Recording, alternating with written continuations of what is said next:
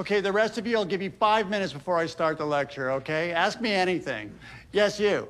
How does it feel to go viral? Well, we can discuss that when we get to memetics later this year. Yes, you. Why is this happening? I have no clue. My guess would be as good as yours. Are you gonna do like Stephen Colbert or anything? Not a chance. I actually enjoy my anonymity, if you can believe that. Okay, retro go. Let's go.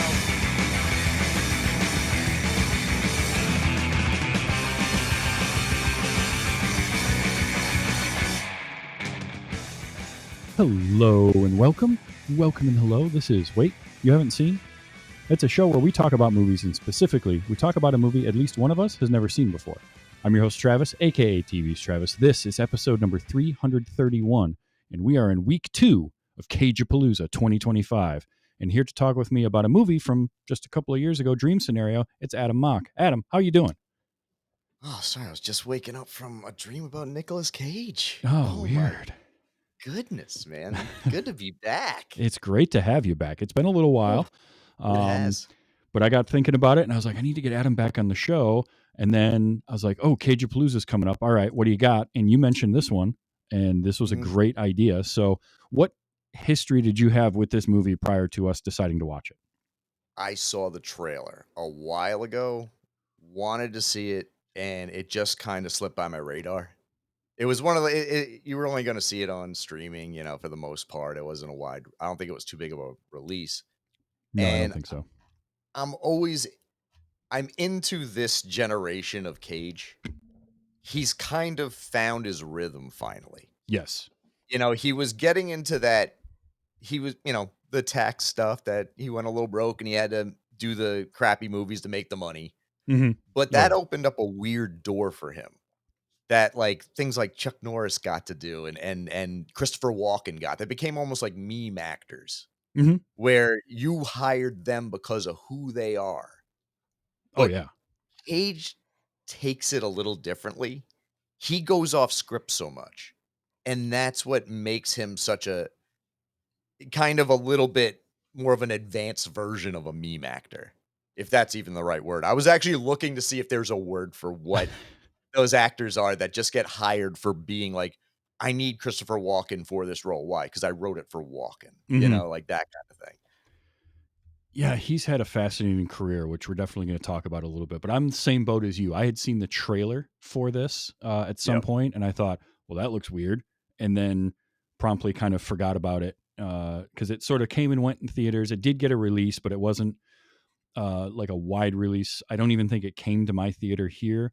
It was probably much more of a festival movie, doing the festival circuit and whatnot. I think it was, I want to say it was at Toronto, and it was something like the 10th year in a row that Toronto Film Festival had a Nick Cage movie at it or something. I remember reading something in trivia about it, but this was one of those low budget, kind of artsy things. I saw Ari Aster was a producer on it. That was I didn't know that. And yeah, I didn't either. I was kind of like, all right, he's got a light side. That's nice. And then I saw I started it up and it's A24 and I was like, all right, A24, strap in, here we go. Cause you're always in for something with that, whether it's going to land or not, it might not, but it's going to be weird. And I'm here for that. So, I learned that with Lamb with them. Have you seen Lamb? I have seen the trailer for that, and I've seen some scenes from it because I watched a VFX breakdown on by the Corridor crew talking about it. I just saw that the other day as well. Yep. And they did a great job of like not giving anything away in the movie, which is great. I love those guys. And but yeah, I haven't seen that one yet. It's on my list to watch. But A24, which this is apparently the first A24 film Nick Cage did. Really? Which that boggled my mind. I'm like, there's no way he had to have done something. No, this is the first one. But I will say one thing for this film. Sorry to interrupt. No, go ahead. The amount of producers on this thing are nothing. Like the production houses, there's like 2. It was so nice. They just got right into it. I was like, usually you're sitting there with these independent films and it's like 10 in a row of like these companies you've never heard of. Yeah. Yep, And I because was just like like, "Oh, we're gonna watch a movie." you basically have, when you get something like that, it's every producer that is on the project has their own production company, so they got to have their own logo on it because everyone's chipping in a little bit of that $10 million to get the movie made. This one was just under six, or no, the gross in the U.S. was just under 6 million. Worldwide is about 12. I don't have any um, hard data on the budget, but I can't imagine that the budget was that large given just the type of movie that it is. Oh, But it was one of those where I was like you. It was nice to just see A24, maybe one other production logo, and then boom, let's get into it. Let's do this movie. And yeah. the thing I like about Cage is, to your point, what you said, he could easily have just continued to be the meme actor and really just had a full career. And I just watched a movie for another podcast called The Humanity Bureau that he did. It's another one of those weird high concept sci-fi type movies. It's not great, and it's very low budget. And in that movie, the low budget shows. In this, you don't see this being a low budget movie because it looks really good. Yeah, they knew. I mean, even the college doesn't look like, it looks like a 1970s college. It looks like It a kind of college that does, yeah. hasn't been rebuilt yet. You Hmm. almost question, unless they pulled out until they pulled out cell phones, what year it was, because A little everything bit, yeah. kind of had that sepia, like everything's a little older in this movie. It looked like New York. I'm not So sure when they shot it. they filmed it at University of Toronto. Oh, okay. So it was So yeah, filming, Toronto for New York. There you go. and in fact, I even saw where Cage was filming in Toronto for this, and this was apparently filming around the time that Francis Ford Coppola was filming what's that last one he did? Megalopolis. Megalopolis, was filming that in Atlanta, I want to say, or something. And Okay. then Sofia Coppola was filming something in New York at the same time, and like they were kind of communicating, like talking about the movie, the whatever project they were working on at the time. So he was in Toronto doubling for New York, which that happens a lot, Yeah. What a fun family to be in. right? What are you Um, doing this weekend? Making a movie? yeah, just making a movie. But the thing with Cage that I like is that while even when he was going through that stretch of like, I'm just going to do anything that comes across my desk, and he was still balancing the schlock with like interesting movie projects he would pepper in there. But he had stuff to pay for, so he's doing just about anything. But he always gives everything his full attention, whatever project he's working on. Like, I never see a Nick Cage movie, I never see a performance by him where I feel like he's sleepwalking through it. No, no. Even, I mean, and I've seen Willy's Wonderland. I believe you guys did that one. I haven't done it for the show, but I've seen it. Oh, okay. I wasn't sure because I remember seeing it. There's nothing to that movie. There's literally nothing to that film in terms of his role. Oh yeah, I no, don't even. I he's think he Doom has guy. like 2 lines, Yeah, but he just sells it. He is the reason you're there, and all the other actors in that movie are trying so hard, and he is effortlessly fun in that film. hmm yeah, And as bad as it is, he fixes the worst parts of it. yeah. I mean, I saw that movie, and my thought coming out of it was, because it did the cardinal sin that a movie can do, which is be boring and or repetitive, and it was just rinse and repeat the same thing 3 times Yeah. for the 3 acts. But Cage was great because he was committed to what he was doing, and he had the 1 or 2 lines in the movie, and it took me a while to realize he hadn't said anything. But Yeah. I liked that. It was the rest of the movie around it that wasn't great. But I've seen that in a few of his movies. Like Jiu-Jitsu is not a good movie God. at all, but he's great because he always He's a is, stamp. because he just brings it. He makes decisions on characters and goes for it. And Yeah. I sent you a video of him talking about this movie and how he thinks it's like the best thing that he had done to that point. I was just about to thank you for that. And And you're welcome, because I found that and I was just like, this is why I love Nick Cage, because you listen to him talk about it and him just going on about why he wanted to do this project and what he liked about this and what he likes about everything that he's doing, and how the storytelling is important to him, and how like something like Leaving Las Vegas might help somebody. And I did that movie last year, and that was one where my guest for that, Phil, very good friend of mine, said it was rough for him to watch because he has been down that road, Yeah. but it was also really cathartic at the same time. And he was like, this is great. I never want to watch it again. It hit too close to home. And that, as I was watching an interview with him, I'm like, that's exactly what he's talking about here. Like, sometimes that art is going to affect you in a way that you're not prepared for. And sometimes you just need dumb entertainment. And he's able to do both. I mean, he's had these periods in his career that are great, like that mid 90s where he was just an action star. And That's where I was introduced to him, really. Like, I Mhm. knew him 'cause, I'd seen him in the background of Fast Times and things when I was younger, Mhm.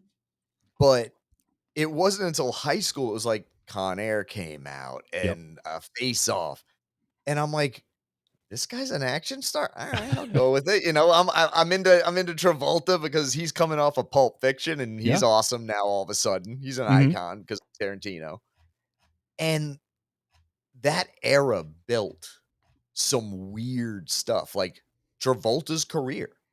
Yeah. That is a weird career. I'm amazed he didn't get more to be more of a meme actor yet, because he's going down that road. I've saw He that is. soccer movie he did that, Fred Durst directed. Oh, Oh boy. man, that's a night out. That is a night out.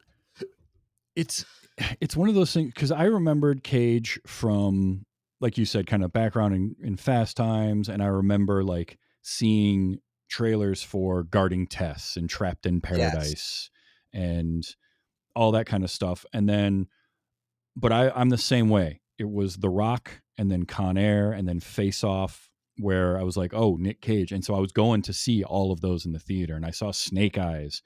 And then Yeah, oh, he yeah. takes a pivot. He did City of Angels in there, which I've talked about, and that was an interesting choice. But he makes this pivot into something even weirder with like 8mm. And that's when you realize, oh, this guy just likes to act. He likes to do things. And he can sit here and do Bringing Out the Dead, which I love, and I love his performance in, Fantastic. and then Oh, turn man. around the next year and be in Gone in 60 Seconds, which is just like dumb popcorn fun. And it's great. And I just love, like, I love the fact that he enjoys what he's doing and he always brings something to it. And in this, he is absolutely phenomenal as Paul in this movie. He t That interview was what brought me to the point of saying, "I'm unpacking this still." Mhm. 'Cause I had it in my head what this movie was, and the night went on, and I went out and saw Superman, liked it a lot, Yeah. had a good time, but I'm still thinking about this other movie in my head while watching Superman, and I'm just like, "Okay, no, I got other stuff I'm still working on this Nick Cage movie I watched this afternoon." And then I got up this morning, and you sent me that clip, and he's so normal. Mhm. And he's not putting on a character when he's talking about his job. Yeah. Normally, he almost sounds a little higher than, he'd be like, "It was just a wonderful thing to do sometimes." And he kind of like has this, it was great. In this, he was almost like, "I've been searching for this role." And he Yeah. even says, "This is me sometimes." When people have this idea of who you are, and you're not that person, but you don't have a choice. You're stuck in that role because they see you that way, even though you can't defend it anymore. Right. When he started talking about seeing the video clip on YouTube of Nick Cage losing his shit, right? Yeah. And the meme that became, and he could use that to relate to this character in this movie going through that, basically that same thing. I thought that was fascinating, because how weird does that have to be for somebody to see like this collection, this montage of him?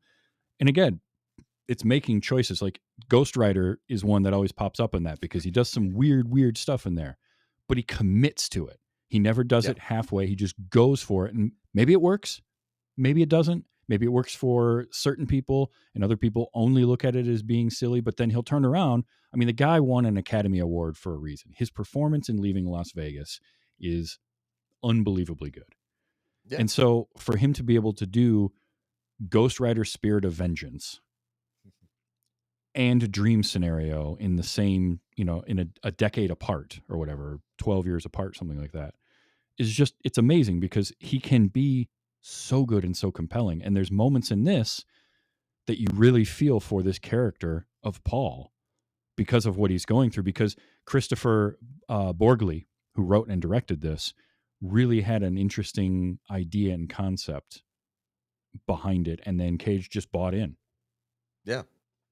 It's I'm trying to think of like where to go with it. Because one thought I had with this film, when I say that it's just that murder board where all the strings are going in a million directions, Mm-hmm. it's because this thing splinters like a windshield. If you Mm-hmm. really break it down, because it can go anywhere. And you almost wonder if you change the writer and you change the lead. Because people would react differently if Margot Robbie was being creepy in your dream, other than kind of chubby old Nicolas Cage. It Yeah. wouldn't be as like detrimental. You wouldn't be so traumatized. You're like, well, at least it's Margot Robbie killing me, you know? And Where in this, it's just a normal guy who, and I love the early parts where they explain him, like where mm-hmm. he goes, "You didn't think of a rude thing to say to mix into that compliment." And they Yeah. say like he's kind of a dick, but he's also subservient in the fact that like he took his wife's last name and he always lets her make the decisions. Yeah. And he gets nervous he can't even tell her the truth. So they made this unlikable but sympathetic. He's so in the middle that even you should be sympathizing with him, you still kind of hate this guy. Yeah. He's It's amazing. perfectly boring. Like he is absolutely milk toast boring average guy. And the cool thing was Borgli did not, I hope I'm pronouncing that right. He's Norwegian, so I'm going to go I with was it. going to ask you because I looked at it and I went, I'm not even going to attempt it. If I'm wrong, somebody can correct me. But he didn't write the character with Nick Cage in mind. He wrote the character as just a generic everyman. And I think it was Ari Aster recommended Cage to do it, and he saw it. And the thing with him that Borgli thought was a cool thing was this idea that this is supposed to be the most boring average person possible. And so to have it be Nick Cage is perfect because he is so recognizable and so well known that you put him in here and then you give him the balding, male pattern baldness. They actually did a fake nose. He has a prosthetic nose, which is Really? very subtle. It's just I thought slightly. something looked off. Yeah. Give him that full beard to get and make him a little, just like middle-aged dad bod, maybe even a little chunkier than that, and like make him look very boring, but it's still Nick Cage underneath. So there's this underlying charisma, but the character is so interesting because he is a little bit, a little nebbish, a little like I don't, he can't really make a decision. And I love that line of "You're searching for the insult in what I'm telling you." Like that was great. And I've got tons of clips we'll be able to play here in a little bit of some just amazing moments. But like for him to do this, and then the conceit of the movie is obviously he's showing up in people's dreams. That's how we started off. We started off with, in fact, we start in a dream sequence, which was great. Um, but he's just in dreams, not doing anything. He's just there. But Yeah. it's I love that. I love that. Yeah, and it's like thousands of people. It starts off with just his daughter. That makes sense. It's somebody that knows him. And then the slow ripples and the expansion of it where it's like he's out with his wife at a play and he happens to run into an ex who also had a dream with him in it where he's just there not doing anything. And that again, you can see that in that she would have known him. So there's a connection there, but then it keeps expanding out and now it's like just random people out of nowhere. Yeah. And it's And even like it's even like students. So yeah. it's like he still kind of knows them Mhm. and So yeah, no, I didn't even think about it that way because when that the ripple effect that you're saying, that's very I didn't even catch that. And it's interesting too because the movie plays on like the idea of sort of memes and consciousness and collective consciousness, and there's a lot of that.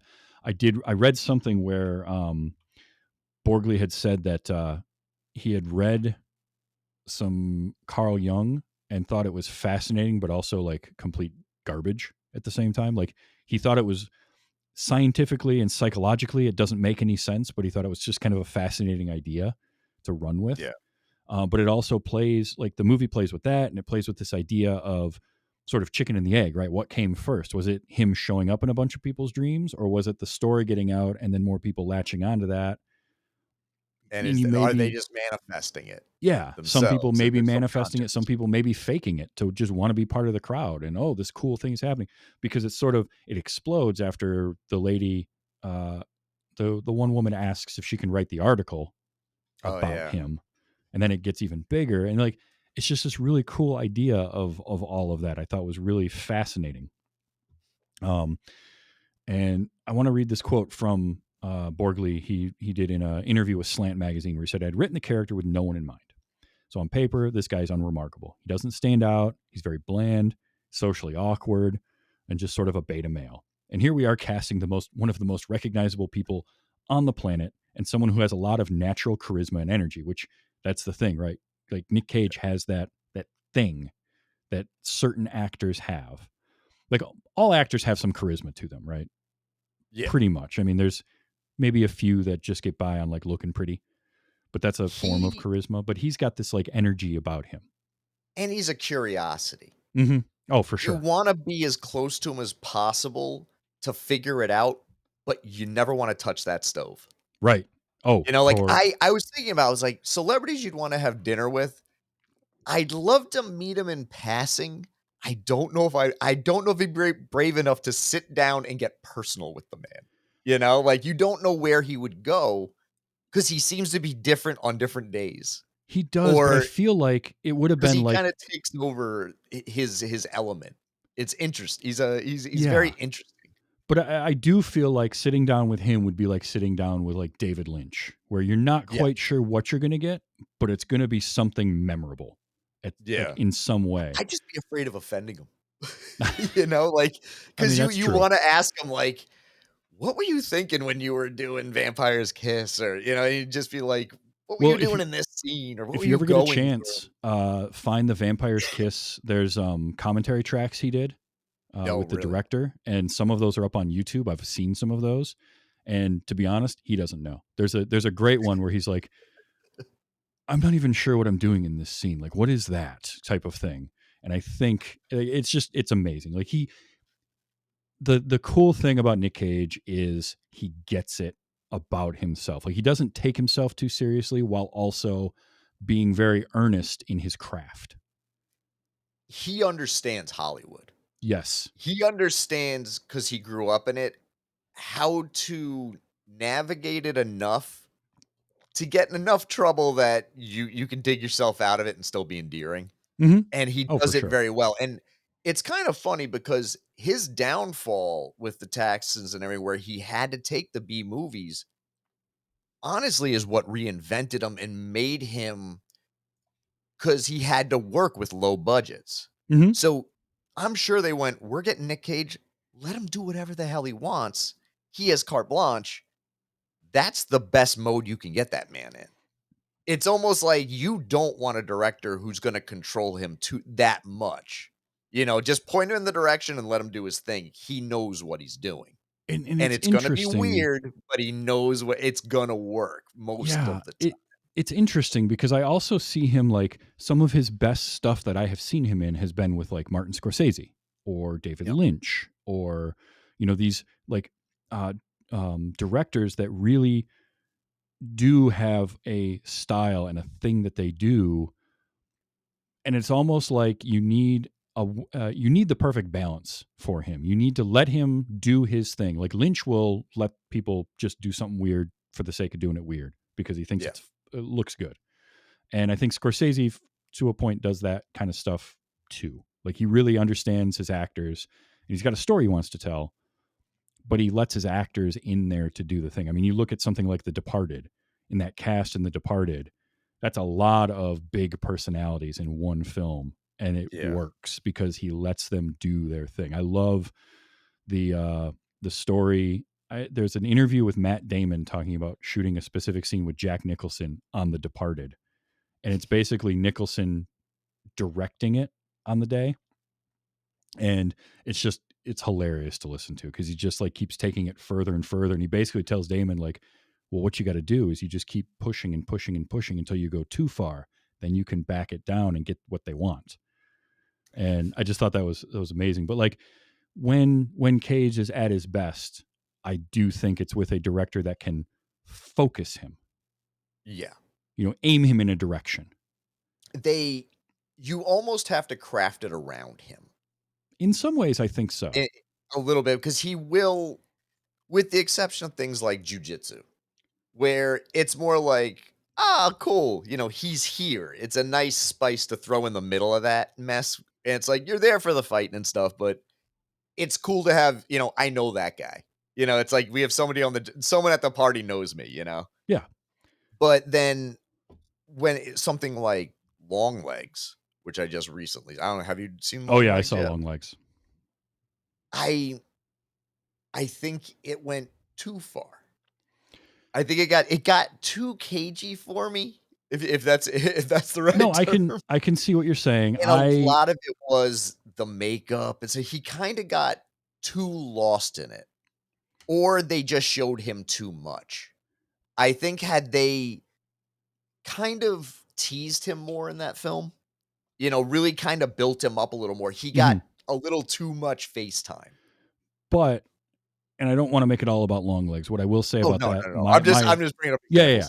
But I do want to say about Long Legs, I think part of what I liked about that is as I've thought about that movie more after seeing it, and I want to watch it again, but it is trying to take the idea of mythologizing serial killers and flip that into it's being mythologized to the point, but then all of a sudden we're going to pull the rug out from underneath that and show you he's just some weird dude who thinks he's got this grand plan and he's part of something, and it is really weird and does a lot more than he thinks, but he's also not like in control of that. And it's not this grand mythology of the serial killer. He's just some schmuck type of thing, which I did like. So I can see what you're saying about that. I like that film though. I will admit, great. I did enjoy it for what it was. It was just one of those.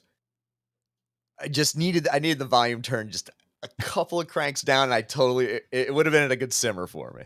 I think that's just not what you're going to get from Oz Perkins. I think at the end of the day, Oz Perkins is not going to do that. So, but even, Nick Cage showing up in Kick-Ass is a great, it's not a big role, but it's an important role. Or Spider-Noir in the Spider-Verse movies. That was a nice surprise. Yeah, that was great. That's like the most tame you'll ever get Cage in your life. Yeah. Is in a Spider-Verse movie. Yeah, and yet he's also like really into this particular character that he's playing. Yeah. But you look at, other stuff he's done so many different things, and I love the fact that he can go crazy and have his freak out moments. And even in this, he has a couple of those, but I kind of like how this movie had some really amazing moments of like sound design and scene setup where you're waiting for something to happen and then the sound cuts out and you don't get it, but you're viewing it. So there's a visual portion of somebody freaking out, but you're not hearing that.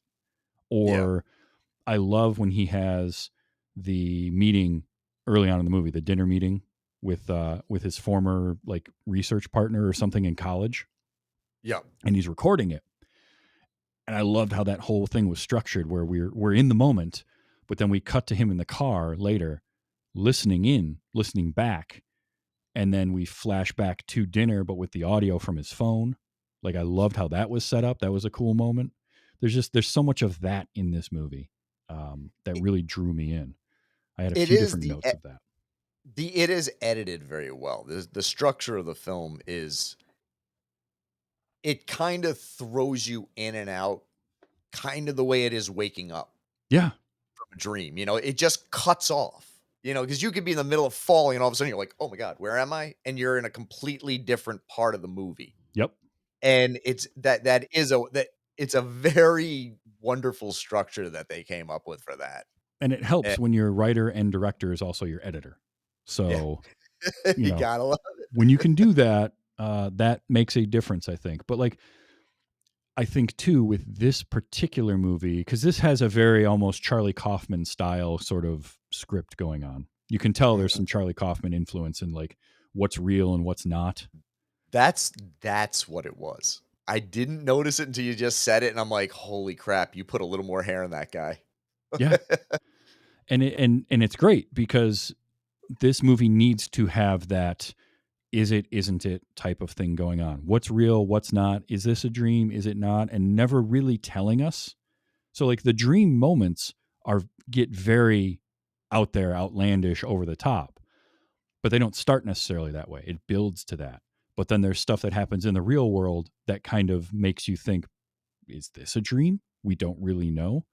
And I loved how that was going because I want that ambiguity. I also like not giving us an explanation for how he did it in the first place and how it That happened. I believe that was actually part of my ratings on this, was the fact that they didn't bother with that. Because That there's was no real need. No, it's such a bar question. Like, Mhm. what if he just showed up in everyone's head? Yeah. Everyone's version of that would be so different and everything. And this was just like, but why? And it's like, that does not matter. The question is the question's more important, and And I really, really enjoyed that part of it. yeah, it's what I love about speculative fiction is asking a weird question. It's what Lynch does so well or did so well was to put you in positions to ask a question and then never give you an answer but let you find an answer. Yeah. And I don't want to only make things about like ratings, but on Rotten Tomatoes, the critics score versus the audience score. Now it's aggregates, right? So like the critic score on a Rotten Tomatoes tomato meter is what percentage of the reviews gave it a positive versus negative. And this was like 90 something percent, I think, uh, in terms of positive reviews, which after watching it is when I went and looked because I'm always curious to see like I don't necessarily want to only think about what critics say or only think about what the audience says, but I'm curious to see how those two things coincide. And Yeah. after watching this and looking at it, I'm like, that makes sense. Critics would like this. This is a film festival critics movie. Yeah, totally. Audiences were a little And more divided. it's taking Cage in a direction that everybody can kind of handle him in. Mm-hmm. He's so middle of the road, with the exception of a few of the more gruesome scenes. Your older parents could watch it, your grandma could watch it. It's Yeah, not gonna really offend anyone on a terrible level. to There's a maybe a point. couple scenes. There's that one awkward scene with Molly. That Yeah, that that one got real awkward. Oh man, I just could not stop that. I haven't cringed like that in a while. Mm-hmm. That was really well. I want to talk about that scene in a bit. That Oh yeah, was and it's 100% done on purpose. And even it's brilliant. watching it, I'm just like, I'm at both transfixed by it and trying to crawl away from it at the same time. Yeah, Like, because you want to know where it's going mm-hmm, because there's so many factors about it. You want to know what will it be anywhere close to the dream? You know it won't. What will it look like? mm-hmm. What's gonna happen? Is he gonna go through with it? Is his wife gonna find out? Like, there's so much. You're just going. It's edge of your seat, and it is the most awkward exchange two human beings could have. Well, and It's brilliant. it's fascinating because the character of Paul and Janet Matthews, husband and wife, was such a good relationship throughout the Yeah. movie because it felt real to me. It felt like two people who do love each other. And at the beginning of the movie, like there's these great moments between them, and then we get these little seeds planted. At one point he's on the phone with her and he hears her coworker in the background. It's like, who's that? Oh, he's just working on some. Mhm. Okay, has this been going on for a while? Is this him projecting something? We don't really know. And it's that ambiguity behind everything. So now when he's in the situation with Molly, how much of that is influenced by him thinking maybe my wife is doing something behind my back, or even subconsciously thinking. Like I don't know, and that's what I like. I like these situations where you don't have all of the answers. We know as much as Paul knows throughout this movie. Yeah. He really it's he's such a strange cipher Yes. because you are just going through it with him and you don't want to be there. No, and he You doesn't don't want to want be to there be in the either. room with it. Like he's not a bad guy, but he is. He's It's yeah, I he's like he's a victim of circumstance, but he also kind of digs his own grave mhm, sometimes. because And he has this thing with like he wants the attention, but he doesn't want attention. And he wants the notoriety for what he's doing, but he's getting it's a monkey's paw situation. He's getting yeah, this fame and this notoriety, but it's not for anything that he wants it to be for. And he yeah, can't control that. And then, he wants this other thing. Well, he's going to get that, but not in the way that he thinks or the way that he's yeah. hoping for. And it's this you're very careful what you wish for type of thing. And he tries to embrace it at first, but then he sort of doesn't like it. But then he's going to try and then he leans into it. Like it goes in so many different directions, and I love so much about that. And it's kind of cool that you were talking about that scene earlier with the cell phone when he recorded the dinner with his Hmm. old associate, Yeah. and he uses the ant colony term that he made up. I forget what the Oh, word was. intelligence. Yeah. Intelligence. And she thinks it's stupid, and then she uses it in Hmm. her paper, and he was right the whole time. Yeah. Like, Yep. he got vindicated, and his wife doesn't even give a shit. It's like the one time she could be like, "Oh, wait, are you serious? Like, you got screwed over," but he'll never fight for it. And No. he's at that point where he is starting to become a little more bold Yep. at that point in the movie, and it's killing him because he's not that guy, and to be a celebrity, you have to have a slight alphaness to you. Yeah. You have to be able to go out in public and not look like you're gonna throw up in 2 seconds from, Right. stage fright. Yeah. I mean, there's so much of that, and just this idea that like the clip that I played at the beginning where he talks about, oh, I like my anonymity. Well, he did, but he's kind of saying that he doesn't really. He wants to be known more. And then when everything falls apart for him like fully, and he decides, all right, I'm going to do my apology. It is the worst apology possible because all he does is take everything that's going on, and it's bad. And like he can't even be in the room with these college students, and they want to just get up and leave the second he Oh, that speaks. was brutal. And he does this apology, and he turns the apology all back on himself, and I'm just like you, and I'm a victim of this too, because he had a dream where he was attacked, Yeah. and he doesn't understand why that's a terrible, worthless apology at all. Like he doesn't Yeah. get that because he can't not feel that way. It's this woe is me, and it doesn't work. He needs to, because there's no accountability now. He's taken all Yeah. his accountability away. Yeah. But at the same time, y you go, "Wow," but it was thrust upon him. Mm-hmm. He just deals with it like crap. Like, Oh yeah. he's not that guy for any of this situation. I mean, he can't even talk to his students. Nope. They don't pay attention to him until he's in their dreams, and he's like, "Oh, let's talk about, something interesting for once instead of zebras," which was a great analogy for this movie, that Oh, the it whole was. zebra stripe thing at the very beginning Mm-hmm. worked so well. I was like, "Yeah, no, I get it." And then they just show that one zebra by itself, Yep. and you're just like, "Okay, this is where this is going. This is gonna be rough."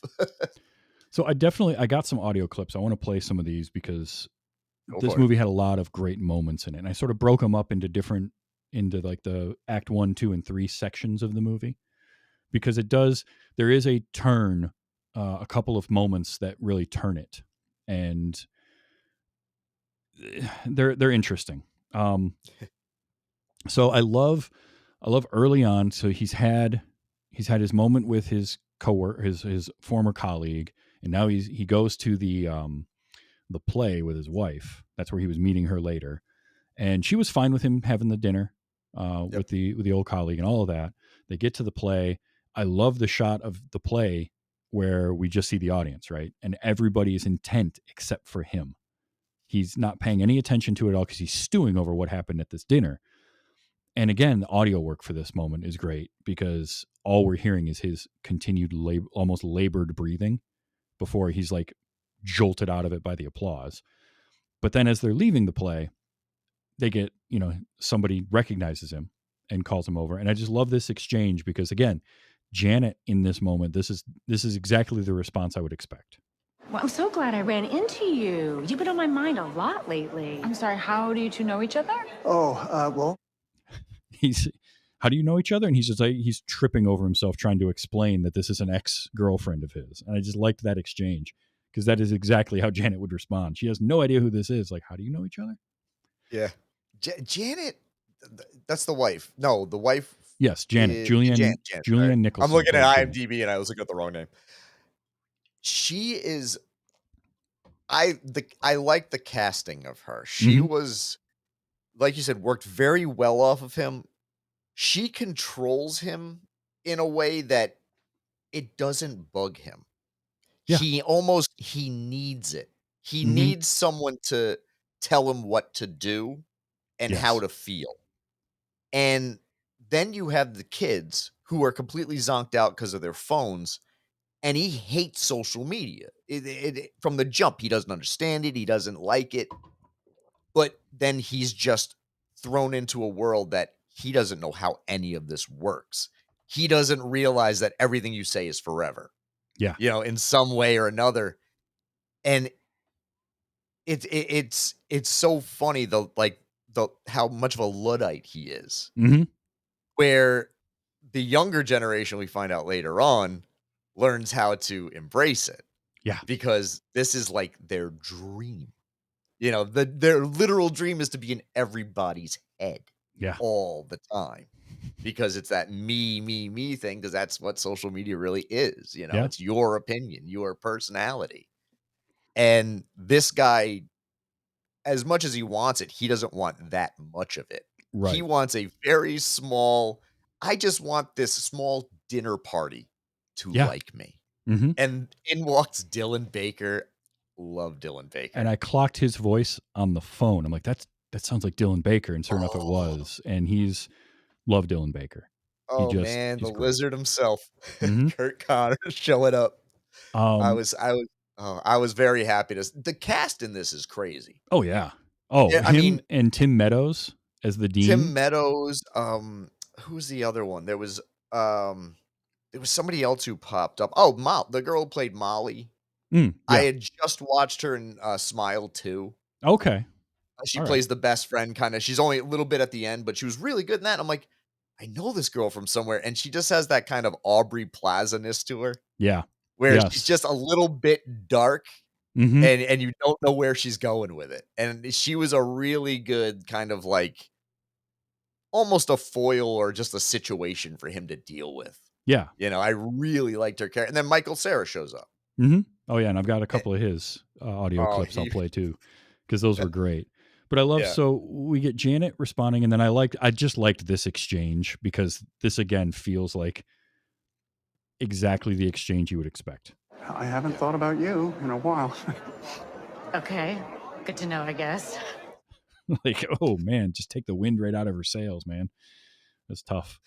Yeah, he just knows what not to say all the time. Yeah. And he's also like trying so hard to get out of this situation and out of this conversation because he's got Janet just staring daggers into him at this point. Like, who is this and why are you talking to her? Yeah. He's like, but also at the same time, like it's not for him, it's not an issue, but he knows it could be. So he's trying to get out of it, but he just says the wrong thing. Just always. And he's a guy that doesn't go out much. Right. Because he doesn't get invited to dinner parties. So he's, they kind of lost all their like couple friends. Yeah. And he always has that ratty jacket on with the liner on the neck that just looks like, and he never takes it off. He could be in the hottest room in the world. He just always has that even in the apartment scene. Yeah. She goes, "No, take the coat off. It's not in the dream." Right. But that's like his little kind of like shield. Because he's just this big kid, he's adapted to his world, and his world sucks. That's a And good when he way to put steps it. out, and when he steps out into what everybody else is doing, he's just an awkward guy, Yeah. and you feel bad, but he doesn't make it any better for himself. No. No, not And at all. and that's what I mean. It's every time you unpack it. I mean, imagine, like I said, imagine John Hamm shows up in your dream. You're like, you know what? Or Hugh Jackman. You're like, it's Hugh Jackman. He looks great. Sure. I'll watch him just rake leaves for 5 minutes or strangle me for a couple seconds. It makes it a little easier to take when it's Wolverine, Hmm. and that's what's so funny is he's if anyone else had been in that role, this would have been a completely different movie. It could Yeah. have almost been like, in a way, I almost wanted it instead of the watch thing at the end, the dream watch. Hmm. I Yeah. Or wanted it to happen to someone more likable and him get mad that that person did it right and was able to coast on the fame. that would be an That interesting way would, to do it. and because I think that was that was the only thing that bugged me was I just wanted him to know what it would have been like if it wasn't that guy. If it was Yeah. just They somebody touch on it, more interesting. but they don't go down that road. And all Yeah. of the audience scores on this were always a little bit lower than the critics ones. They're in that 7-ish range, I think. Okay. I saw a lot of like IMDb reviews that were 6 out of 10, and all of them said the same thing. 2/3 of the movie is great, the ending is dumb, or the ending didn't make any sense, or the third act twist came out of nowhere and I don't like it. The watch thing didn't sit with me. I think it came too soon. Yeah, and I have I thoughts on think that, that and should I have came at the very end. It yeah, would have because you could go, okay, nobody got what was going on. They used this tale of tragedy for evil. well, and then You know, I looked at Christopher Borgle's IMDb, and he's only got a couple of feature films. He has a lot of yeah. shorts, but his Mhm. feature films, all like 3 of them, including Dream Scenario, deal with kind of this same thing. His first one was one called Drib in 2017, Mm. and it has to do with a viral marketing campaign gone wrong. That's And I think his other one was Sick of Myself, is not the same thing, but it's got a little bit of touch of that. Like there's a about lot of celebrity, I believe. there's a Like, lot of it's like a husband and wife celebrity couple, and one's more yeah. famous than the other. A friend of mine was telling me about it when he heard what movie we were doing, and he's like, "Oh, I know that director," and I was like, "Okay, I know." Yeah, it seems like he's got a thing for sort of celebrity and kind of modern day meme culture and cancel culture and all this kind of stuff going on, and he's making commentary on that quite a We bit. need more movies like this, honestly. I think I so. think, especially for young people to kind of like we were there before it. We were that generation. We know what it's like not to have the internet. Hmm. We could survive without it for the most part. Not so much these days. But kids literally they don't know anything else but being connected and being social but at a distance in a weird way. You're like right now we're talking but we're not in the room. Yeah. We don't have we won't we but if we were in the room together it would be a very different conversation. And I think You know, also, the rise of and proliferation of like parasocial relationships too, yeah. which this movie definitely deals with in its own way, is a huge part of that. Yeah. I did like, let's see, I think this is when they're going to bed later that night. And so he's, brushing his teeth, getting ready for bed. And I just loved this I got a couple of clips here of this exchange between them. What? Have you been dreaming about me? Have I been dreaming about you? Yeah. That first one was him and Tim Meadows. And I liked that moment just because he just pokes his head into the dean's office, asks him that, and then leaves. And that way he asks is so like, "Hi, how you doing?" Yeah, Like exactly. it's so like Marty McFly's son. This was him and his wife. Have you ever fantasized about other women? Yeah, of course I have. Which I applaud the honesty there because, I mean, that makes sense.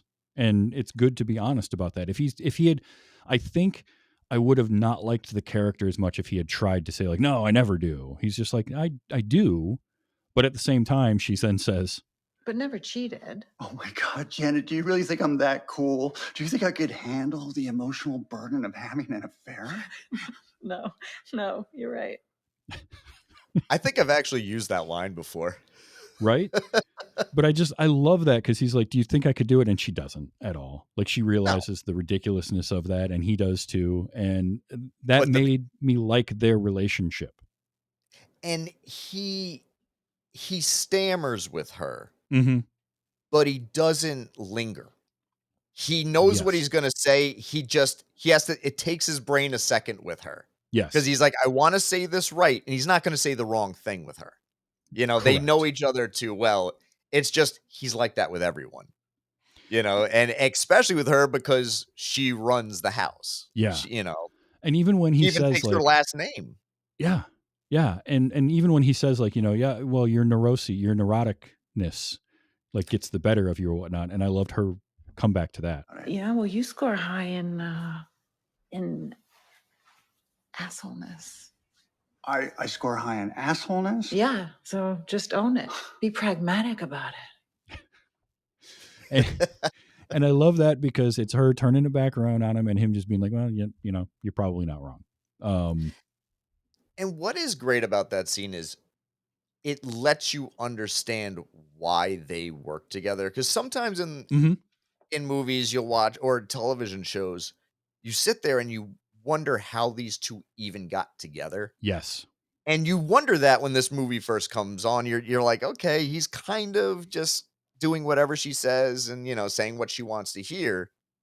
And there's such honesty in that scene. Yes. Even when it goes on and they're having the talking head suit sex fantasy, which is absolutely, I love that. So The good. fact that they actually showed it at the end made me so happy. The fact that like that's the first place she goes, and then he tries to go somewhere else, and she sort of flips that back. And he's like, no, we're committed now. David Byrne suit, like that's what we're doing. Because at first he can't understand that. No, I just love you, you big dummy.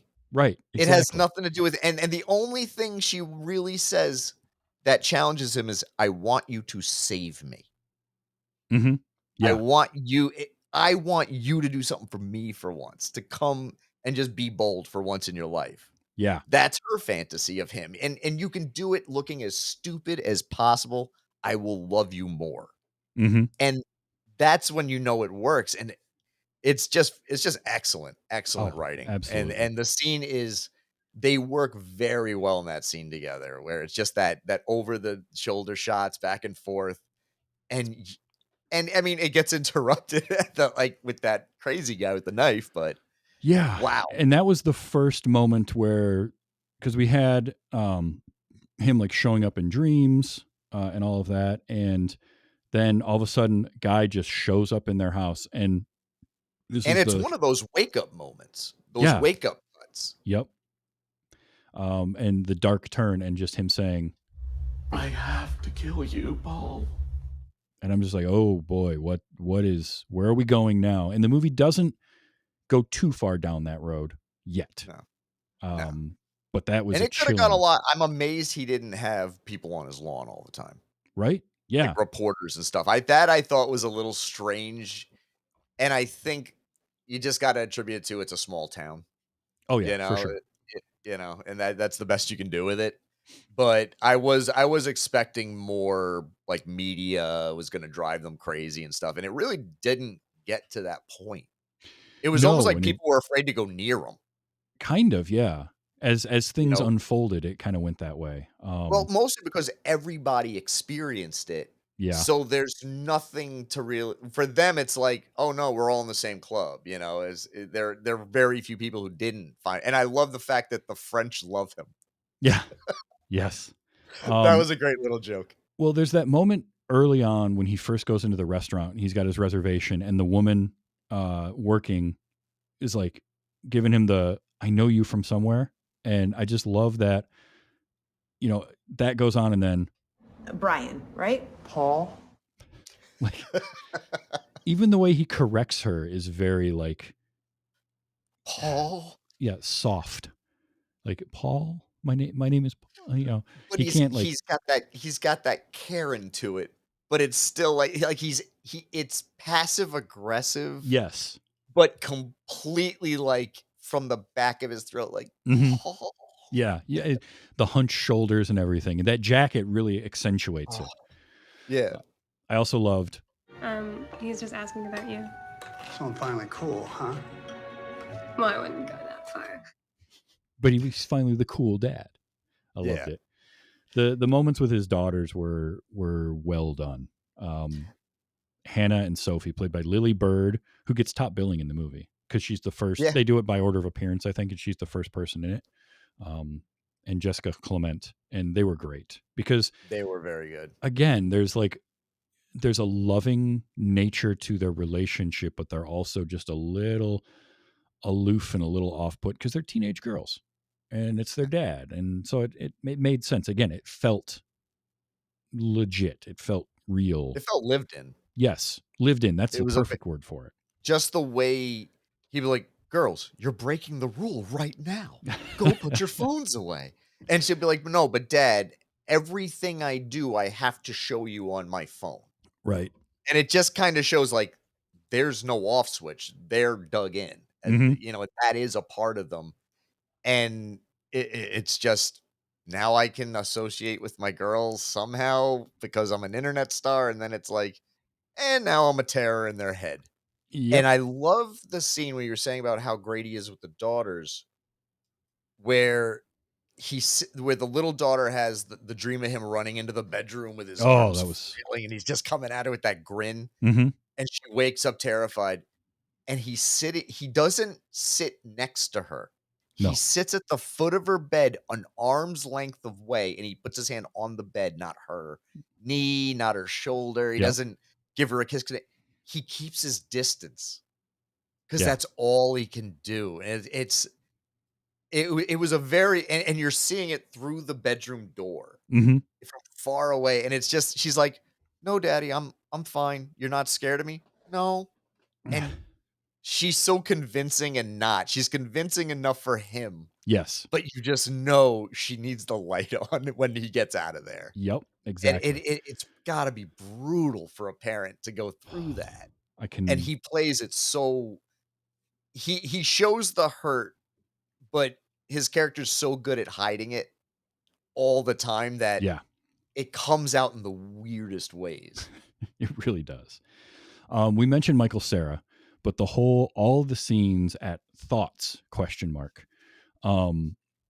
Were this again is that idea of like the online culture, the meta culture, all of this stuff being taken to an extreme and being kind of satirized. I loved it. I loved all of it because I've heard these things before, and just Michael Cera was perfect to have in there. I got him saying, I really want to work with you, Paul. Like, no, you don't want to work with Paul. You just want to work with the celebrity that Paul has, the influence that he has. They don't care about him at all. And you're writing that book about plants, right? Yeah. Plants. This exchange was phenomenal. Because with all the buzz around this, I think we could probably get a 6-figure deal. And that's just life rights. Really? So, yeah. Life rights. Yeah. The rights to your life. Anyway. The rights to your life, and just sort of anyway. Like, I know that chilled me when that whole scene, and what's even kind of interesting is it's one of the first times you see him kind of try to pull a macho move, and he goes, "Can I sit here?" And it's the head of the table. Yep.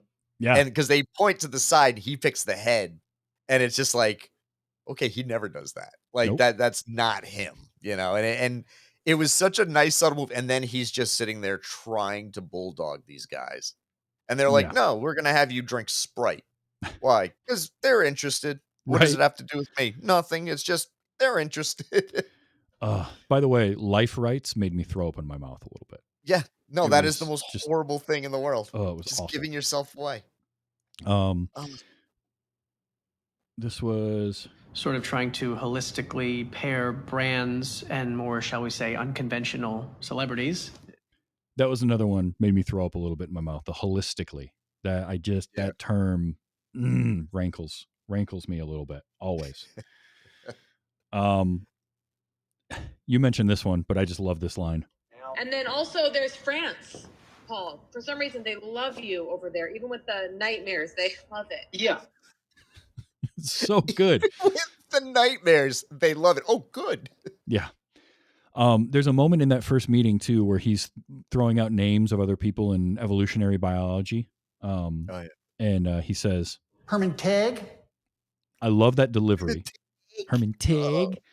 And then the one girl's like, "Oh, yeah, I've heard that name." Like, no, you haven't. You have no idea what you've never heard those sounds strung together before. Don't give me that.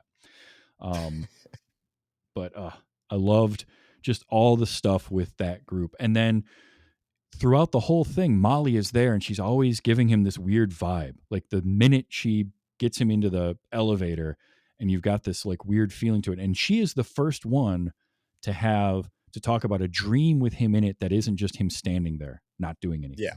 Like every dream to this point has been he's just there and weird stuff is happening. Like the whole scene where the students are telling their dreams and they're just more ridiculous than the next and he's just there. The tuxedo dream was gnarly. Oh, it was. Where he's just eating mushrooms. You were just standing there eating mushrooms and I was watching you.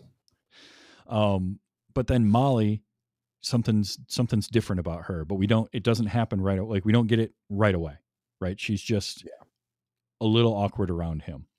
And then when he's leaving the meeting and she's like, "Hey, if you want to get a drink sometime." And that's when you're sort of starting to be like, I wonder what that dream is. Like I might be able to figure that one out. Yeah. And I love the touch that it's Halloween.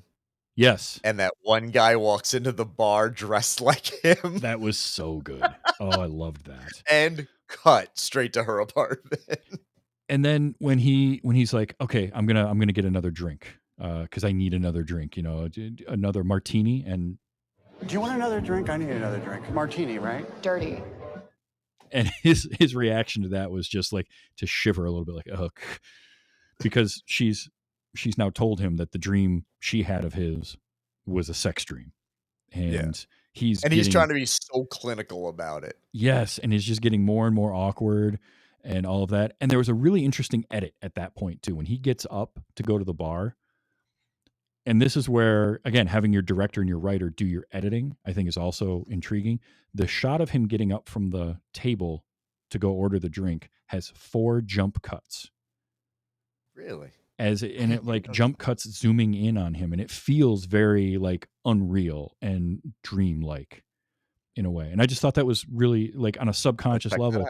I watched it and I'm like, something didn't feel right about that. And I backed it up and I watched it a second time. I'm like, there's like just 4 almost zoom in jump cuts in that scene.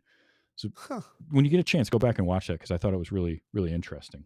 Definitely. Then they, like you said, the guy walks in dressed as him and then we smash cut to them at her apartment and they go inside and he's so nervous. He is so awkward. He's a little drunk. And then she has him go and stand over in the corner where her dream was, but it's not dark like her dream was. So he's just like literally standing in the corner and we can see him. Yeah, and his shoulders are up to his ears. Yep. Oh, it's the and then he saddest goes little to say thing. something and I loved. This time, please don't speak. Just do the dream. Please don't speak. Just do the dream. And what's kind of cool about that scene is how she gradually realizes this is all a mistake. Mm-hmm. And and she's like, at first she's like, I got to get changed. And she runs the other room and he's just like, "Okay, great. Yeah. You have a nice apartment, very small, but cozy." And he's just tripping over it. She's got clothes hanging up on the wall, like as decorations. It's just like such a cool little Manhattan apartment. And then he's just sitting there thinking like, my wife might be cheating on me too.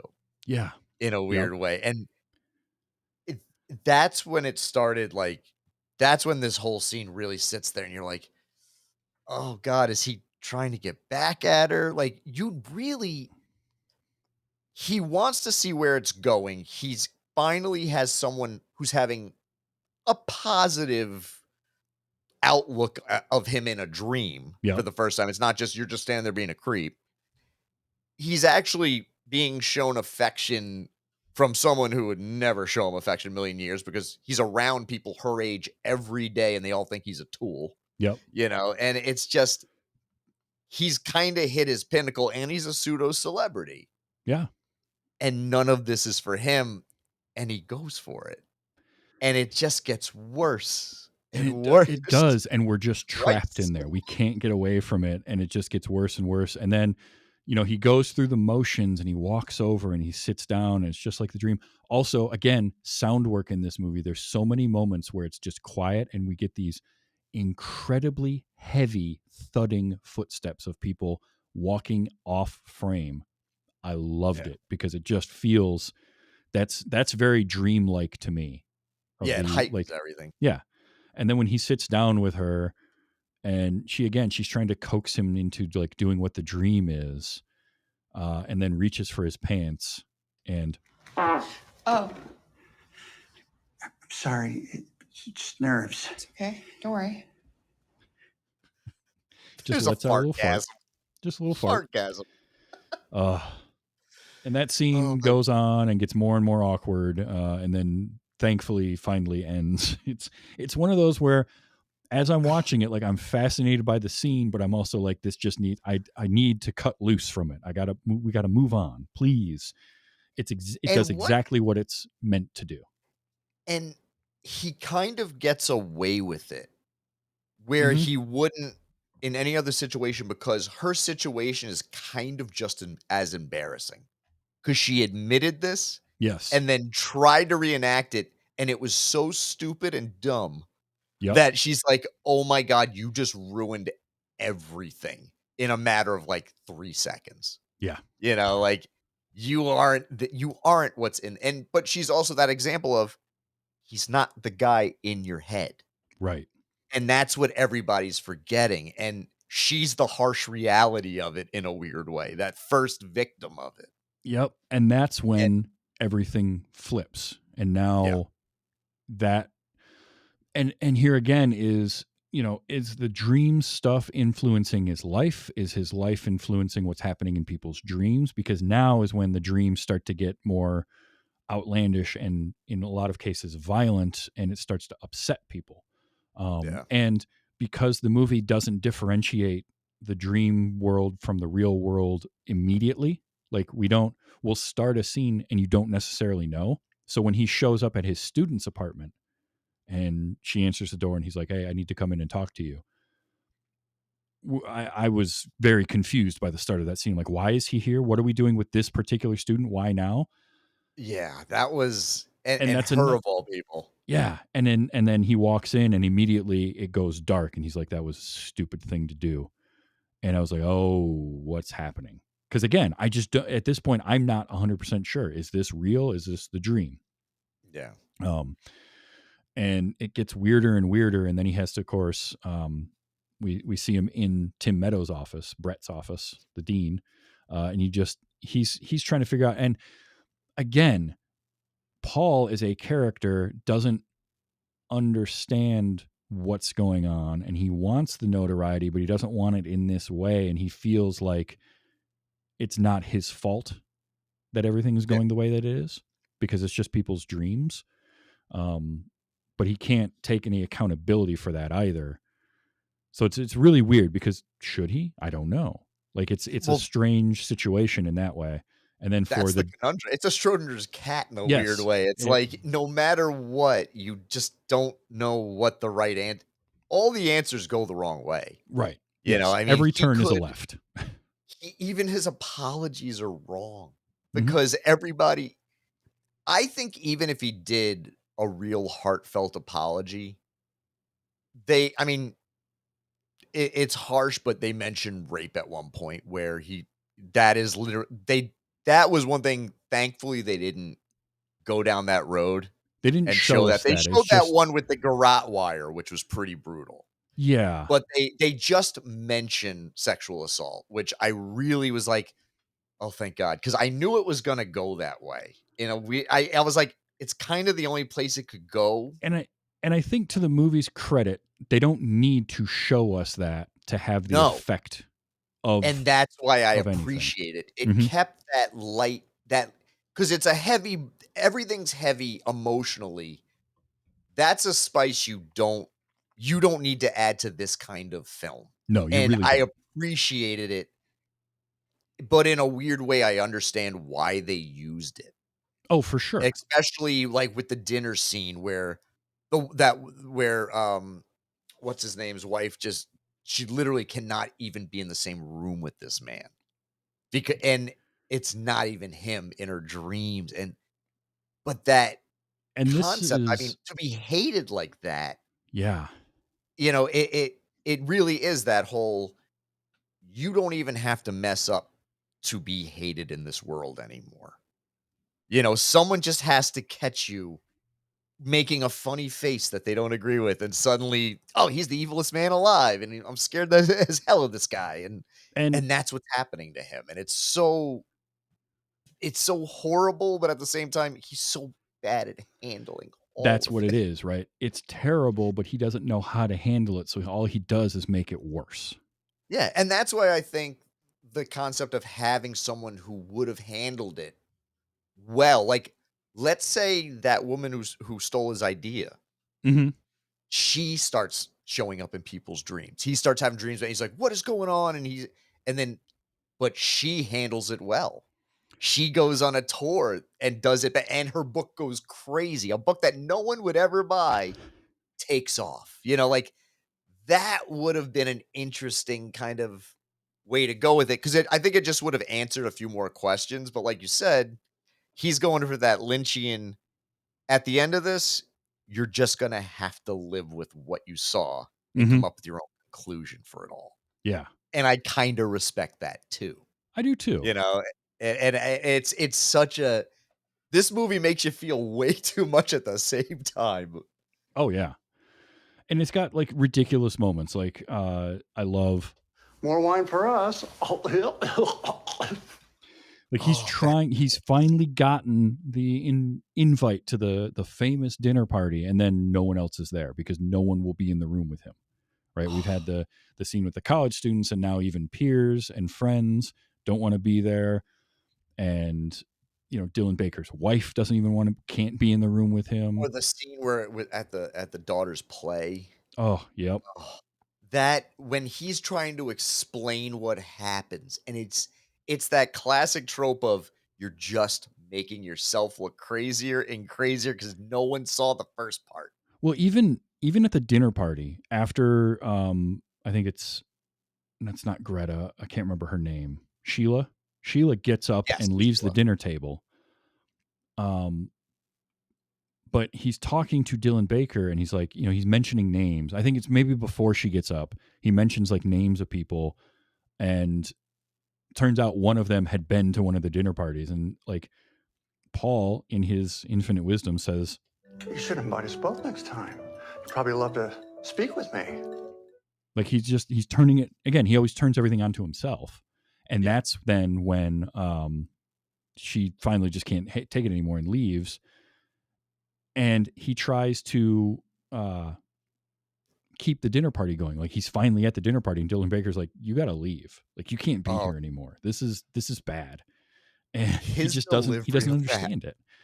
Oh, do you have a clip of that? Because that delivery is heartbreaking. It really is, and that was the one I didn't get a clip of. Because the way he's just like, "No, you have to leave." He's so like, dude, wake up, get the hell out of my house. My wife is crying.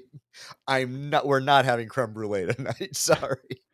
It's just, that scene is like, that delivery from Dylan Baker is just like, yep, that's why you hire him. Oh yeah. And like things just get, go even worse for him. But I did learn a new word in this movie. My vocabulary got expanded. What I'm saying is, I don't need your opinions on pedagogy. Okay, I understand that you want to. I had never heard pedagogy before, and apparently that's the act of teaching. I looked it up. I did too. I heard the word, and I'm like, all right, I got to know what this word is. Thank God for subtitles, right? I was able to spell it right. And so I learned that, and now I've got that. I can file away for later use. There you go. But I love how everything after that scene, everything's falling apart, and then we just smash cut to him sleeping on the couch. Yeah. Like Janet just had enough. She's put him on the couch now. And she And hits the lights on the Mhm. way out. He's just like, "Hey," like he's not even done making the bed. Nope.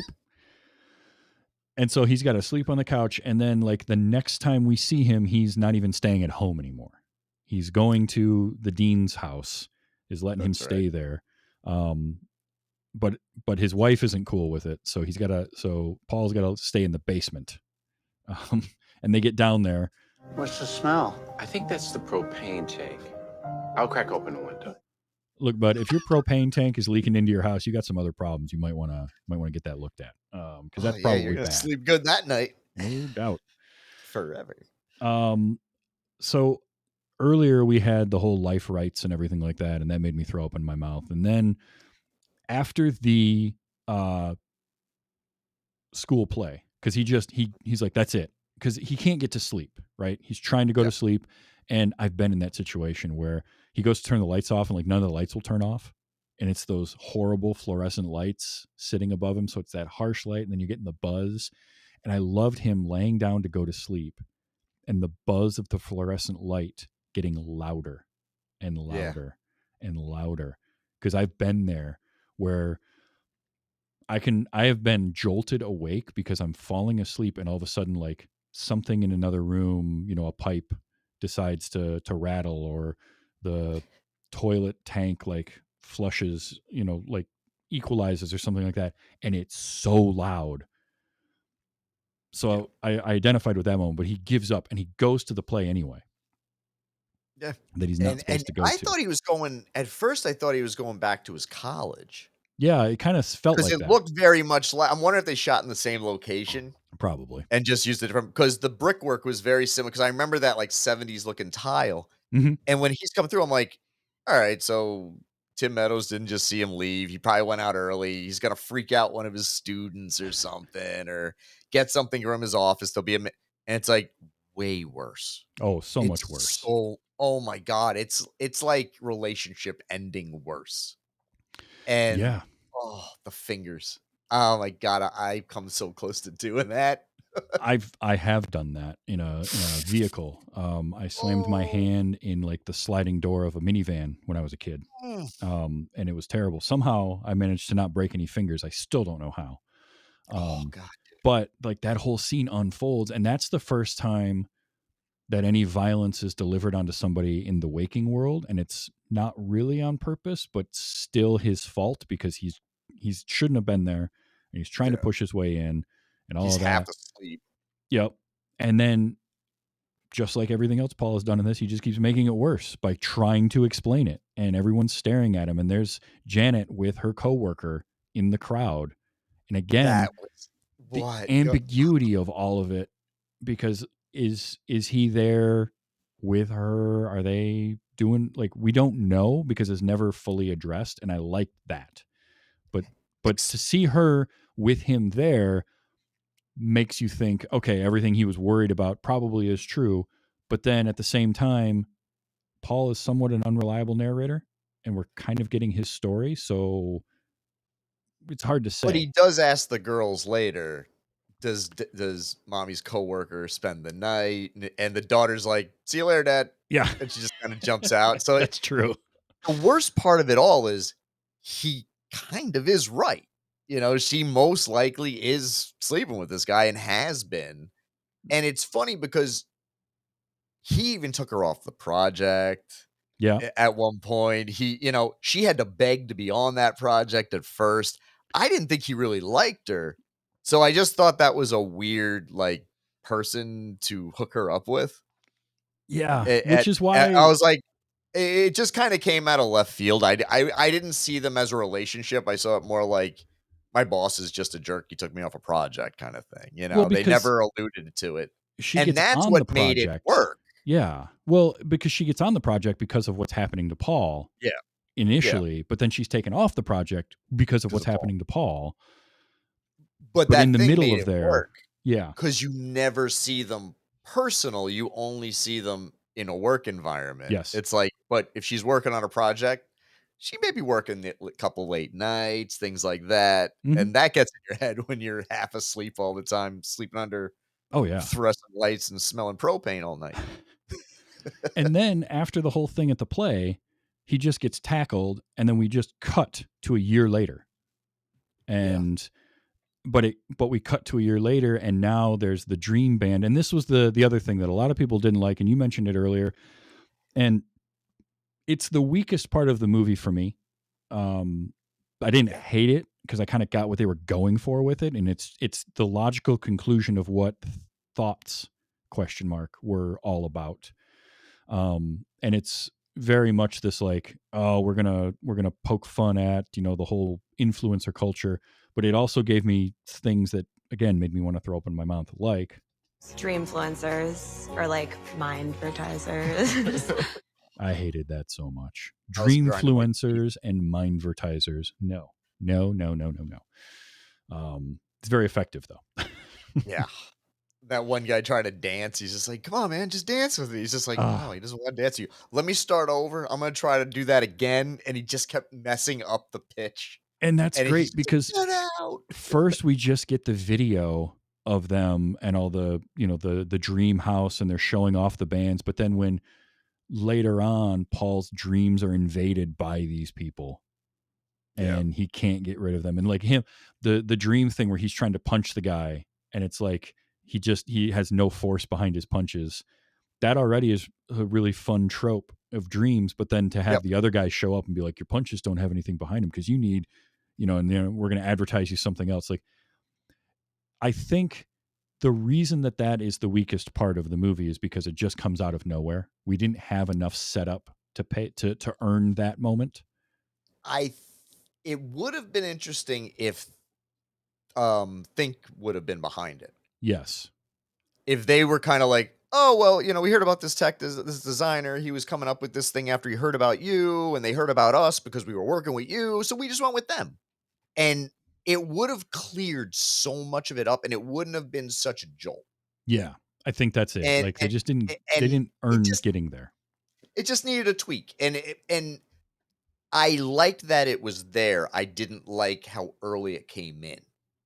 Mhm. I would have almost put the kind of dumb commercials almost like as almost like a post credit. It doesn't. This film doesn't deserve a post credit, but it would have kind of been a weird little Easter egg if you decided to sit through the credits. You just go, "That's what that like."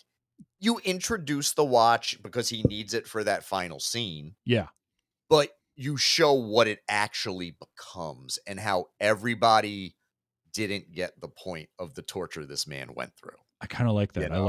I like pulling just that part. Like you can have the introduction of the device and it's a year later and he's trying to figure out how to do it again because he's not naturally doing it anymore. And I also again to the movie's credit, I like that they don't try to explain how it happened. Just That it is did brilliant. and somebody was able to harness it. And how? We don't know because it's really not important. Yeah. But he does eventually have the final dream, and I loved that moment because he show him walking along in the oversized David Byrne suit, and has the whole moment. And what's interesting about it is I don't know because so he goes to get the apartment, right? He looks at the apartment with his daughters first, and they're not all that enthused by it. But when he drops them off at their mom's, we had that moment, right, where That he's like glitch in the middle yeah, moment. which was Yeah. I loved that because he desperately wants to reconcile and rebuild what he had, and she's moved on. She's not into that anymore on a conscious level, but maybe she is Yeah, like subconsciously because of the way the dream at the end is. because that was what messed me up. I was almost wondering if that first part was a dream where they whisper into each other's ears, that kind of lost in translation Mm-hmm. ending. And they share that kind of last moment because she's crying but with a smile on her face. Yeah, And he's doing the same. He's like, "Well, I'll see you around." And he gets in the car and it's just that nice, good. It's that nice so long. But then they glitch and she still kind of has that smile and the tears in her eyes. And that's why I was like, was yeah. any of this real or was it in his head? Yep. Was he just going, this is what I wish was happening right now? Yeah. Because at the end, he is just desperately wearing that watch, trying to get into her head again Mhm. to have that dream to win her back. You And know, and has it's that just, dream. And I'm curious if that final dream really was him getting into her dream or if it was his own dream yeah, to have his that own that was, yeah, closure. yeah, it was, it's, I like the ambiguity of it. It was really, it just works on such a great level And because it you really just does. don't know how anybody feels except for him. Mm-hmm. And to And finish the movie, to end it with, I wish this was real. it's a heartbreaking line, and it's so well delivered by Cage because as Paul, he's still got that little break in his voice. Like you could have easily had him say that very smoothly, I wish this was real. But he's just, that's not Paul. Paul can't do that. And that's where we end the movie. And it's such a wonderful, bittersweet, heartbreaking ending. Yeah. That we don't know the full extent of. And I liked that. I really did. yeah, I agree. Like I said, the things that I found wrong with this film are Monday morning quarterback bowl. It really is. It's me going, like I said, this is one of those stories where whoever writes it has a completely different take. Mm-hmm. It'll all go in a general direction, but it will splinter at some point and it'll go in different directions depending on who's at the wheel of this thing. Yeah. And I like this one concept of it. I really do. I think it's written well, it's structured brilliantly. Oh, because definitely. it feels like a dream and you're never sure when it is at Mhm. certain parts. And I like the cast that just using character actors that you've seen them, you know, like Tim Meadows, he pretty much is making a career about playing principals and school administrators now. Well, And I now that he's kind out of of his love him doing lifetime, it. he got out It's of his just lifetime him SNL dealing with contract, people. so Yeah, it's just him dealing with people all day. Mhm. And he's so good at doing that. Just, dude, you're the weirdest person I know. It's fine. And it's just this even keel with I mean, he's talking about like, dude, you could die of like CO2 poisoning if I patient. It's totally cool, man. Like, right? I'll see you in the morning. And it's just like seeing him, and I forgot he was in it. I remember looking at IMDb when it first came out, and I was just like, oh, cool. And then when he showed up, I'm like, Nicolas Cage and Tim Meadows in the same movie. I'm good with this. Like it was just, he was such a nice, like everybody is a nice spice in this. Mhm. And Absolutely. Nicolas Cage is just that umami that brings it all together. He makes you go, I don't know what I'm tasting, but it's bitter, it's sweet, it's sour. It's a little bit of everything. And it's a really worthwhile film to watch, in my Absolutely. opinion. I I have a love it. couple of trivia things I have to put the scrutiny on. So I Go want to for get it. your take on this. These will be our kind of our last things here, but there was a trivia bit in IMDb that said, like most of his roles, Nicolas Cage came up with his hairdo. And I read that, and then right underneath there is a different piece of trivia. That's that interview I was mentioning earlier with Christopher Borgley. And in that quote, he says, the idea of him in this role is this meta layer to it because there's so much overlap with the culture. It treated him like a mythical icon, blah, blah, blah. So we decided if we had to have him, if he was going to be in the movie, we had to shave some of that Nicolas Cage away. So we made him bald and we put the prosthetic nose on. So I'm like, yeah, okay. So he didn't come up with his hair. Like I question that.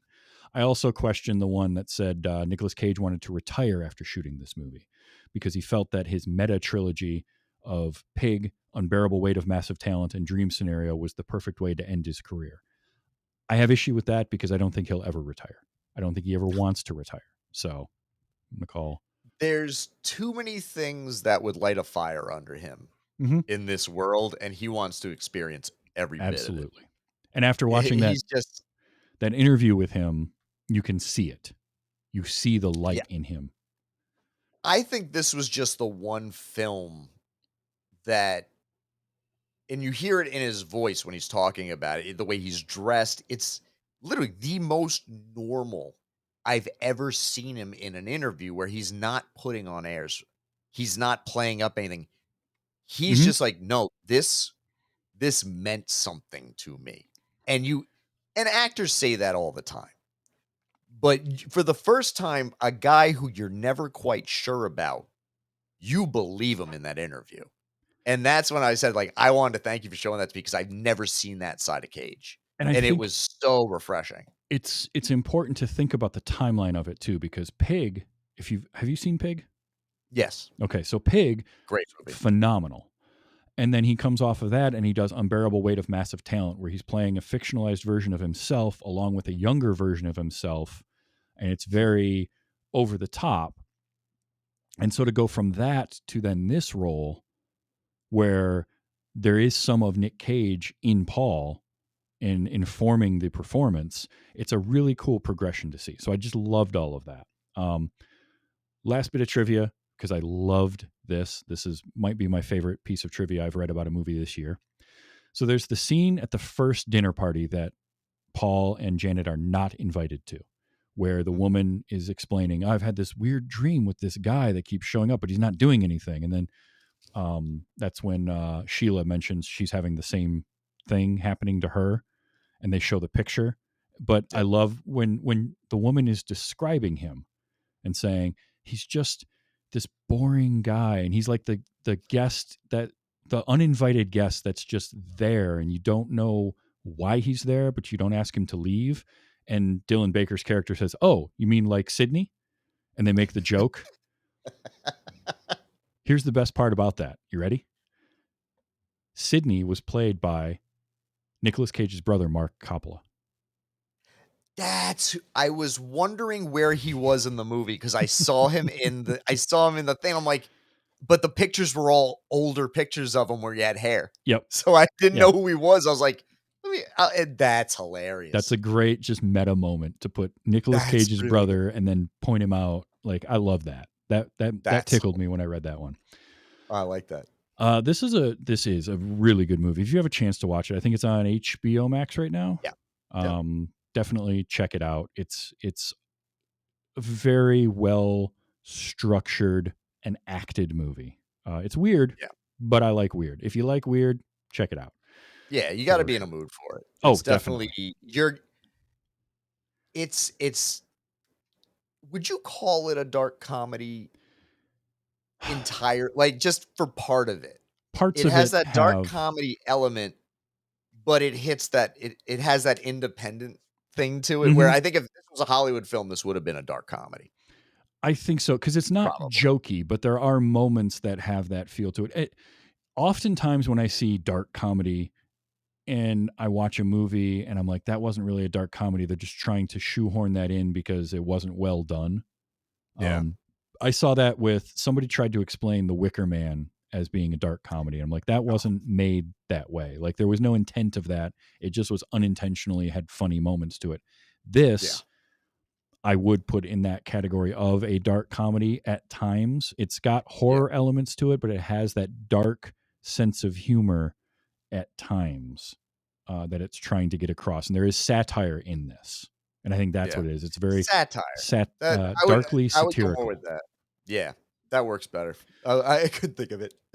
But yeah, that's Dream Scenario. This was a great choice, and a great choice for my yearly celebration of Nick Cage, because I like to see all the different sides of him, whether it's the good stuff, it's the not good movies, it's the good performances or the over the top performances. He does so much. He gives us so much. And this was a perfect example of how good he can be in a movie and how compelling he can be. And I'm honored to be a part of it. I was when you said Cage-A-Palooza, I was so happy to hear it. I'm like, oh, I got some stuff I have not seen yet. And it had been too long since you'd been on. So I wanted to get you back on, because I know you haven't been able to podcast as much. No, I literally just got my new computer and everything a month ago. So I've been totally out of commission for a year or more. So do you have anything you're working on that you can tell people about?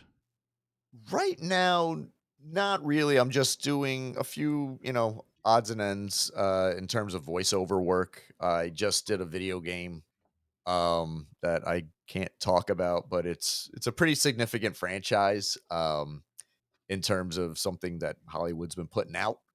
and Very I'm cool. doing a VR version of it, and I get to play the heavy, which I'm very jazzed about. It's kind of the first big job that I'm actually making. I'm actually getting paid for at all because I've Nice. done so much free voice work. Sure. And for the first time, someone's like, "Hey, you want to give this a shot?" And I said, "Sure." And then they told me what it was, and I was like, "You sure? You sure you got the right guy?" And they went with it. So I can't complain. That's But awesome. when I can talk about it, I definitely will let you know. Yes, please do, because I will let people know about that too. But Adam, so good to have you here. Thank you, thank you for coming back. And remember us when you go big, when you're the big time voice actor. Don't forget about us. Now, Cage-A-Palooza is not over. We're going to keep rolling on. Next week, Jonathan Bush is coming back to the show, and we're going to go. So we did 2023 Nick Cage. We're going to go all the way back to 1983, and we're going to watch Valley Girl. I've never seen Valley Girl. I know of it. I know it's an early Cage movie. I believe he shaves his chest hair in a very awkward V.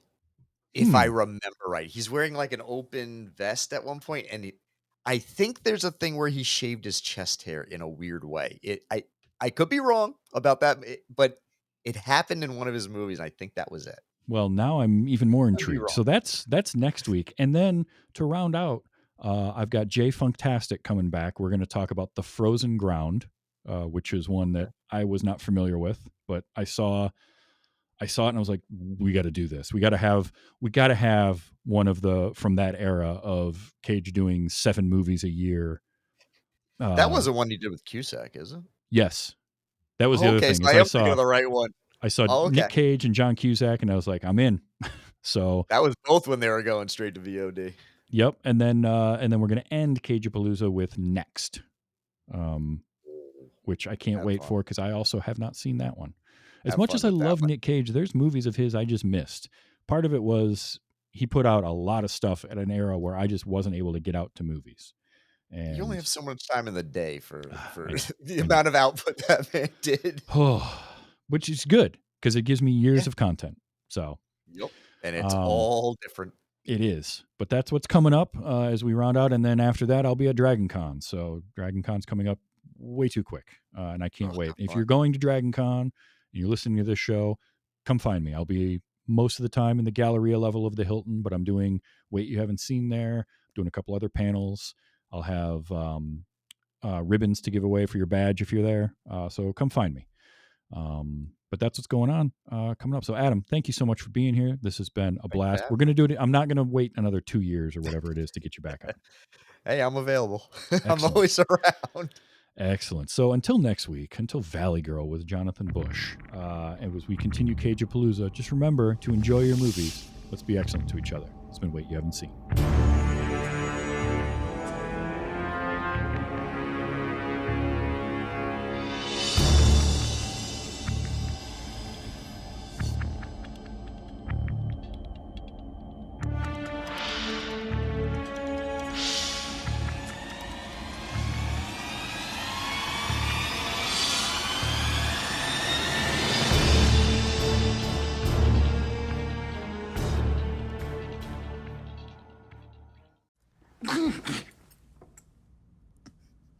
Did you just come? I couldn't help it. I could not help it. I had to.